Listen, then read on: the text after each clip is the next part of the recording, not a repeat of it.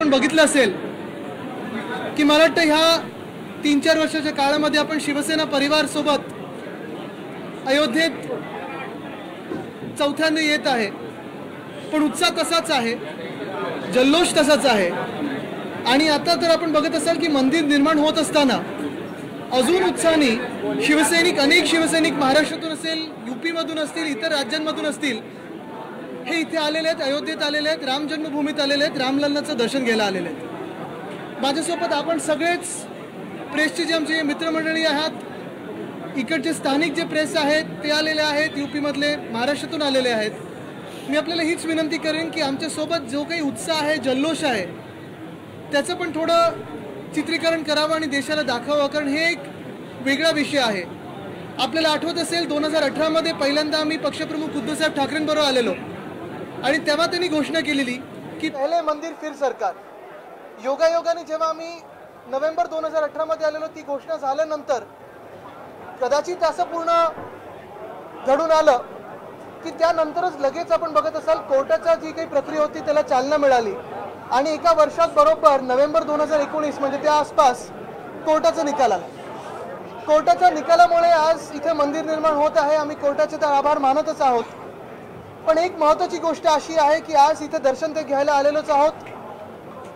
आपल्या मनात कदाचित प्रश्न असतीलच, पण त्याचं एकच उत्तर आहे की ही जी काही आमची आजची व्हिजिट आहे, इथे येणं आहे, ही आमची तीर्थयात्रा आहे, राजनैतिक यात्रा नाही आहे। इथे राजकारण करायला आलेलो नाही आहोत, दर्शन घ्यायला आलेलो आहोत। आणि महत्त्वाची गोष्ट म्हणजे आज इथे आल्यानंतर मुख्यमंत्री महोदयांनी, उद्धवसाहेब ठाकरेंनी मला सांगितलेलं आहे की ते स्वतः इकडचे जे मुख्यमंत्री आहेत योगी आदित्यनाथजी त्यांच्याशी बोलणार आहेत, पत्रव्यवहार करणार आहेत आणि ह्या अयोध्येत, ह्या पावनभूमीमध्ये महाराष्ट्र सदनासाठी देखील जागा मागणार आहेत। साधारणपणे 100 खोल्यांचं किंवा जास्ती जमेल असं प्रशस्त एक महाराष्ट्र सदन आम्हाला इथे बनवायचं आहे। महाराष्ट्रातून अनेक इथे भाविक येत असतात, यात्री येत असतात, त्यांना राहण्यासाठी एक चांगली जागा इथे निर्माण करायची।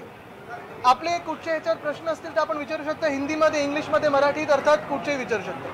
सर, हिंदी में आप ये बता दें कि आप अयोध्या आए हैं, अयोध्या इसे एक धार्मिक प्रतिष्ठान के तौर पर आप देख रहे हैं, क्या आगे का आपका प्रायोजन है? बिल्कुल, अयोध्या ये एक पवित्र भूमि है, भारत की आस्था से जुड़ी हुई है और हमारे भी आस्था से जुड़ी हुई है। मैं देखते आया हूँ और काफ़ी करीब से देखते आया हूँ। जब यहाँ आए थे पहले 2018 में, तब हमने एक नारा दिया था, पहले मंदिर फिर सरकार। वैसे ही पूरा माहौल बनता गया। आप देखते होंगे कि जो कोर्ट का भी मामला था, उसी बाद ज़्यादा उसको एक चालना मिली और उसके बाद जो निर्णय आया, अभी मंदिर का निर्माण हो रहा है। तो मैं कोर्ट की तो आभार मानता ही हूँ, लेकिन इसी के साथ आज जब हम आए हैं तो ये कोई राजनीति का विषय नहीं है, ये हमारी खुद की आस्था का विषय है। पूरा शिवसेना परिवार यहाँ आया है, हज़ारों की तादाद में यहाँ आया है, संख्या काफ़ी बड़ी है, ट्रेनें भरकर आई है, प्लेन्स है, गाड़ी से लोग आए हैं, यही करने की रामलल्ला का दर्शन लेना है। आज भगवान श्री राम का दर्शन लेते हुए यही हम प्रार्थना करेंगे कि हमारे हाथों से जो भी देश की सेवा हो, महाराष्ट्र की सेवा हो, लोगों की सेवा हो, अच्छी हो। सेवा भाव से यहाँ है। यहाँ आने के पहले मैं इस्कॉन अयोध्या भी होकर आया। जैसे ही उनको पता चला कि हमारा अयोध्या का दौरा तय हो रहा है, उन्होंने मुझे ईमेल किया था कि जो भी 70 के दशक में हिंदू हृदय सम्राट बाला साहब ठाकरे ने इस्कॉन मुंबई को मदद तब की थी, हेल्प की थी, तो वही एक रिश्ता आगे लेके जाने के लिए उन्होंने मुझसे कहा कि आप इस्कॉन अयोध्या पधारे। तो आज वहाँ जाके हमने महाप्रसाद का थोड़ा एक भोजन लिया, फिर यहाँ आपके दर्शन हुए हैं सबके।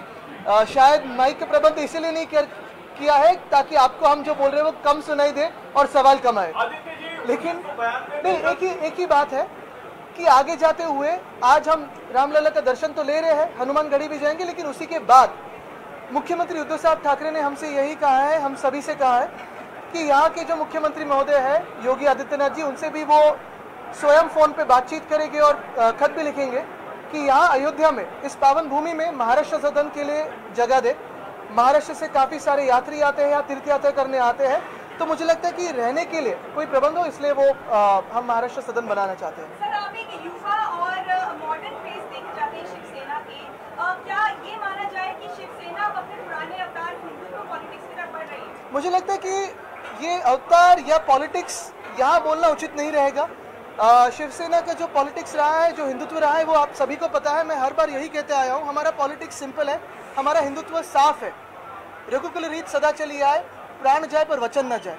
जो भी हम चुनाव में वचन देते हैं वो पूरे करते हैं, चुनाव हो या ना हो, जीते हारे हम हमारा वचन पे खरे ठहरते हैं। यहाँ हम राजनीति के लिए नहीं, हम हमारी आस्था की बात है और दर्शन करने आए हैं। पिछले साल भी आए थे, कोविड के दरमियान नहीं आ पाए, लेकिन उसी से पहले जब शपथ उद्धव साहब ठाकरे ने ली थी मुख्यमंत्री करके, तो हम सारे पूरे शिवसेना परिवार को लेके यहाँ रामलला का दर्शन लेने भी आए थे। कहीं ना कहीं बीएमसी चुनाव के आगे लक फैक्टर है ये? लक तो हर दिन जरूरी होता है। बीएमसी चुनाव हो, कोई भी चुनाव हो, हर दिन चुनौती तो होती है, और अच्छे काम करने हो तो रामलला के दर्शन हो तो राम राज्य भी ला सकते हैं, इसलिए हम आए। तुमच्या अयोध्या दौऱ्याला हनुमानगडीमधल्या महंतांनी विरोध केलेला आहे। त्यांनी सांगितलंय की राज्यात एक वेगळी भूमिका आणि अयोध्येला येताना हिंदुत्वाची भूमिका म्हणून। मला तरी असं कुठे जाणवलं नाही। आज सकाळी देखील आमचं काही महंतांबरोबर फोनवर बोलणं झालं। महत्त्वाची गोष्ट हीच आहे की आम्ही इथे भगवान श्री रामासाठी आलो आणि त्यांचं दर्शन घेणार, हनुमानजींचे दर्शन घेणार आहे, आणि चांगल्या कामासाठी आम्ही आशीर्वाद घेत आहोत।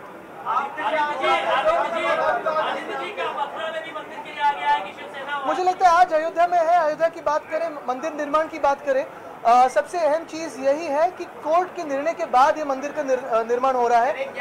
हमने तब भी, एक मिनट मुझे पूरा बात तो होने दीजिए, हमने तब भी मांग की थी कि पूरी बात तो होने दीजिए, तब भी मांग की थी कि एक स्पेशल लॉ बनाया जाए और मंदिर निर्माण हो। वो ऐसे नहीं हुआ पार्लियामेंट में, लेकिन कोर्ट के निर्णय के बाद अभी मंदिर निर्माण हो रहा है। मुझे लगता है हमें इसमें काफी आनंद है और इसी को आगे लेके जाएंगे।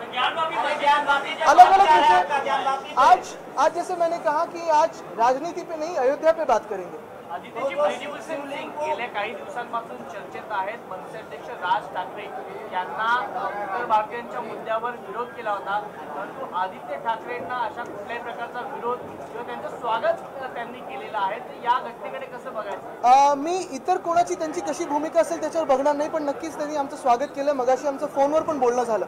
एक महत्त्वाची गोष्ट हीच आहे की देश म्हणून बघितलं, समाज म्हणून बघितलं तर खास करून कोविडच्या काळात उत्तर प्रदेशची लोक असतील, बिहारची लोक असतील, तेलंगणाची असतील, इतर अन्य राज्यांची लोक, आपण महाराष्ट्रात त्यांना नीट जसं इतर देशाच्या नागरिकांना किंवा आपल्या स्वतःच्या नागरिकांना प्राधान्य दिलं तसं सर्वांना दिलं। इथे कोण कोणाचं स्वागत करते, विरोध करते, ह्याच्यापेक्षा मला वाटतं मंदिर निर्माण चांगलं व्हावं आणि त्याच्यासाठी महाराष्ट्र सदन इथे अजून एक व्हावं ह्याची आमची इच्छा आहे। स्थानिक प्रशासन असेल, स्थानिक इथे प्लॅनिंग अथॉरिटी, त्यांच्यासोबत बोलू। जे कोणी स्वागत करतात त्यांना सोबत घेऊन आम्ही पुढे या देशाच्या निर्माणासाठी असेल, समाजसेवेसाठी असेल, आम्ही पुढे घेऊन जाऊ। मैं हमारे बारे में बात कर सकता हूँ, अन्य पक्षों के बारे में नहीं।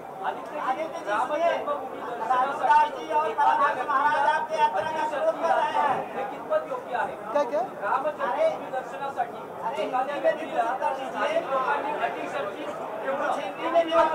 आम्हाला तरी काही अटी शर्ती ठेवल्या नाही आहेत। हिंदी में ही बात करें। मुझे लगता है कि यहाँ की जनता काफी स्वागत कर रही है। अगर आप देखें तो काफी सारे महंत है, काफी सारी साधु संत है, और यहाँ की जनता जो है वो भी हमारा स्वागत कर रही है। हम तो यहाँ भक्त करके आए हैं, राजनीति लेके नहीं आए हैं। ये कोई राजनीतिक मामला नहीं है, ना ये चुनाव का कोई मामला है।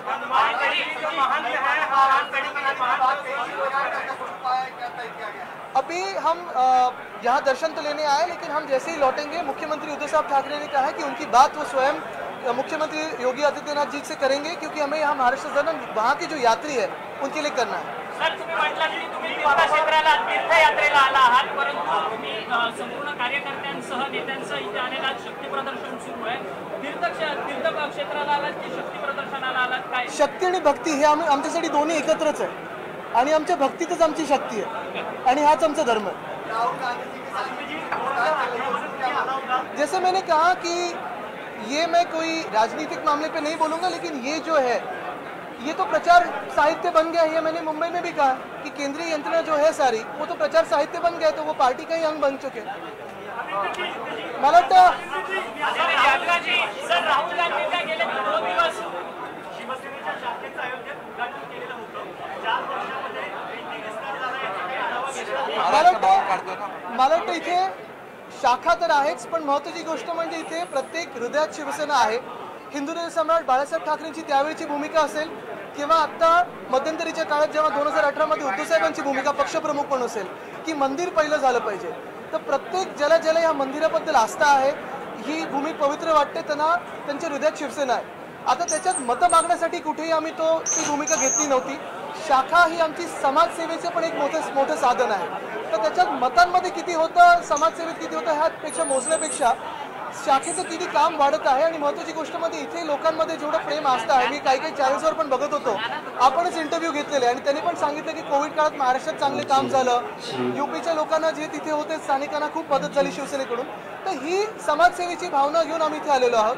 देशात ज्यांचं पण सरकार असेल, इतर अनेक राज्यांमध्ये असेल, तिथे रामराज्य स्थापित व्हावं ही आमची भूमिका आहे. सर, आज अनिल परबांना सुद्धा ईडीची नोटीस आलेली होती आणि गेले 2 दिवस राहुल गांधी यांची ईडीची नोटीस आहे. मी मुंबईत पण सांगितलेलं आहे की ह्या सगळी यंत्रणा ही प्रचार यंत्रणा झालेल्या आहे.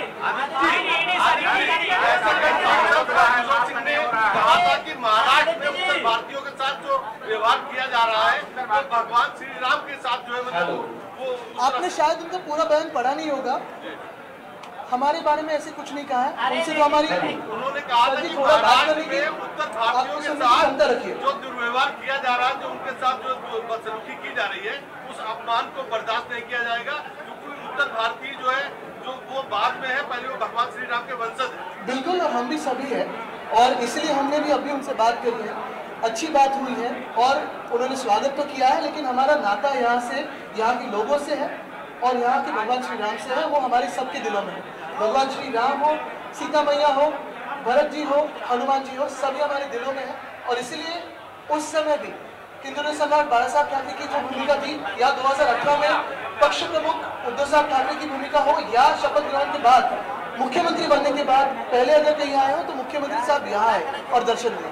तो हमें राम राज्य स्थापित करना है, हमारे हाथों से अच्छी सेवा हो, लोगों की सेवा हो, इसलिए हम यहाँ आते हैं. ये कोई चुनावी मामला नहीं है, ना कोई राजनीतिक विषय है. हमारे लिए आस्था का विषय, जैसे ही भारत की आस्था से ये पवित्र भूमि जुड़ी हुई है, वैसे ही हमारे दिलों में. धन्यवाद.